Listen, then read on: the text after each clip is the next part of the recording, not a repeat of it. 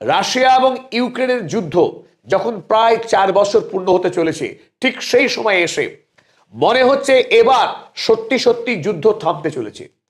আমেরিকার রাষ্ট্রপতি Donald Trump তিনি এই মুহূর্তে গাজা শান্তি প্রতিষ্ঠা করার পর এবার রাশিয়া এবং ইউক্রেনের যুদ্ধ থামাতে তিনি অত্যন্ত উৎসাহী। নোবেল পুরস্কার না পেলেও তিনি পৃথিবীর কাছে নিজেকে প্রেসিডেন্ট অফ পিস হিসেবে প্রতিষ্ঠা করতে মরিয়া। তিনি ইতিমধ্যেই দাবি করেছেন বারবার, মধ্যপ্রাচ্যে গত 3000 বৎসর ধরে যুদ্ধ চলছিল, সেই যুদ্ধ তিনি থামিয়েছেন। এই কথা বলার পর ডোনাল্ড ট্রাম্পের অন্তত নৈতিক দায়বদ্ধতা, রাশিয়া এবং ইউক্রেনের যে যুদ্ধ, যে যুদ্ধে জাতিপুঞ্জের হিসেবে ইতিমধ্যেই 14,000-এরও বেশি মানুষের মৃত্যু হয়েছে, ধ্বংস হয়েছে, ভয়ঙ্কর সেই যুদ্ধ থামাতে এবার রাশিয়া এবং আমেরিকা তাদের মধ্যে পারস্পরিক কূটনৈতিক আলোচনা অব্যাহত রেখেছিল। ফলে কিরিল দিমিত্রিয়েভ এবং আমেরিকার প্রসিদ্ধ কূটনৈতিক স্টিভ উইটকফ তাদের আলোচনার ভিত্তিতে একটি 28 দফা শান্তি প্রস্তাব প্রস্তুত করা হয়, যে শান্তি প্রস্তাব 20 নভেম্বর লিক হয়ে যায়।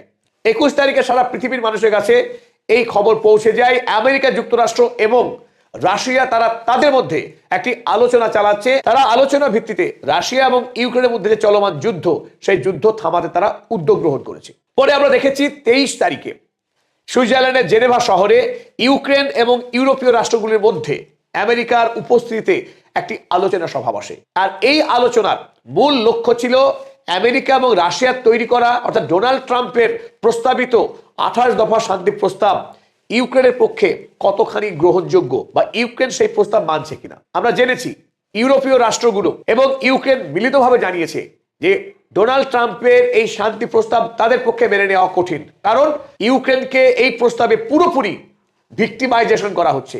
ইউক্রেনকে পুরোপুরি আত্মসমর্পণ করে হারকে মেনে নিয়ে তার ভূখণ্ডকে রাশিয়ার হাতে তুলে দিয়ে এক কথায় ইউক্রেনকে বিক্রি করার একটা প্রস্তাব আছে এই 28 দফা শান্তি প্রস্তাবে। তাই ইউক্রেনের পক্ষে এই প্রস্তাব মেনে নেওয়া অসম্ভব, ইউরোপ তার দ্ব্যর্থহীন ভাষায় জানায় এবং তাদের পক্ষে নতুন করে 28 দফা শান্তি প্রস্তাবকে পরিমার্জন করে একটি 19 দফার শান্তি প্রস্তাব দেওয়া হয়।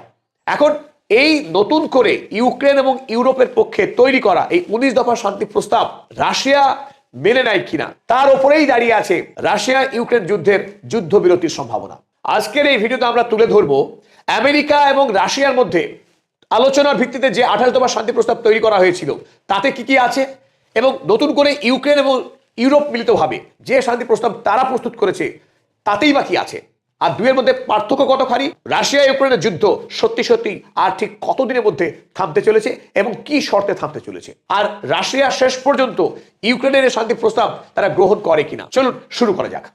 আমরা এই 28 দফা শান্তি প্রস্তাবকে কয়েকটি গুরুত্বপূর্ণ ভাগে ভাগ করেছি। চলুন প্রথম যে ভাগ, টেরিটোরিয়াল অ্যালোকেশন। ইতিমধ্যেই রাশিয়া ইউক্রেনের বিস্তীর্ণ অঞ্চল যুদ্ধ করে তারা দখল করে নিয়েছে। এখন নতুন করে এই 28 দফা শান্তি প্রস্তাবে ইউক্রেনের যে ভূখণ্ড রাশিয়া দখল করে রেখেছে সেই অঞ্চলের বিষয়ে কি বলা হচ্ছে।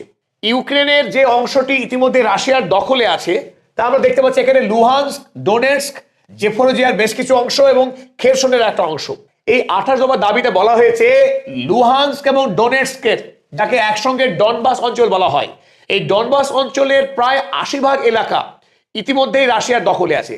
যে অংশটুকু এখনো দখল করতে পারেনি রাশিয়ার দাবি এই পুরো ডনবাস অঞ্চল দিয়ে দিতে হবে রাশিয়াকে, ইউক্রেনের দখলে থাকবে না। এমনকি এই যে অংশটা এখনো ইউক্রেনের দখলে আছে এই বলয়টাও রাশিয়াকে দিয়ে দিতে হবে। আর তারপরে এই ডনবাস অঞ্চলের বাদে জেপোরোজিয়া এবং খেরসন, এই দুই এলাকা যে অঞ্চল ইতিমধ্যে রাশিয়ার দখলে রয়েছে, অর্থাৎ এই অংশটা ফ্রিজ করতে হবে। যে অংশটুকু বাকি পড়ে রইল খেরসনের, ইউক্রেনের দখলে, সেটা ইউক্রেনেরই থাকবে। অর্থাৎ জেপোরোজিয়া এবং খেরসনের যে অঞ্চল এখন ইউক্রেনের দখলে সেটা ইউক্রেনের থাকবে, এবং যে অঞ্চল রাশিয়া দখল করে নিয়েছে সেই অঞ্চল রাশিয়াকে দিয়ে দিতে হবে আনুষ্ঠানিকভাবে আইন করে। সেখানে ইউক্রেন নতুন করে আর তার নিজের এলাকা বলে দাবি রাখতে পারবে না। ইতিমধ্যে 2014 সালে রাশিয়া ক্রিমিয়াকে দখল করে নিয়েছিল।